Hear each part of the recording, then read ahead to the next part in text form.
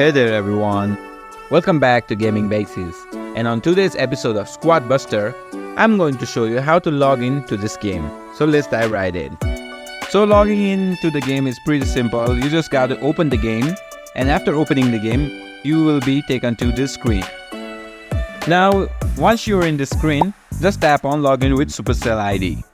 If you have previously logged in, then your account will be shown under Switch account. So you can just tap in your account to log into it. But if this is the first time that you are logging into this game, then just tap in Login to Supercell ID. Now just tap on Continue and put in your email address in the text box. After you put in your email address in the text box, just tap on Login. Now Supercell will send a verification code to your email address. Just go to your email address and get the code and put it in the box. Once you put your verification code, just tap on Submit. Now just tap on Confirm to load your game. And that's it on how to log in to Squad Busters.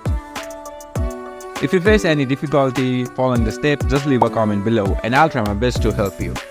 And don't forget to like this video and subscribe to my channel for more gaming tips. And be sure to hit that notification bell so you never miss a future video.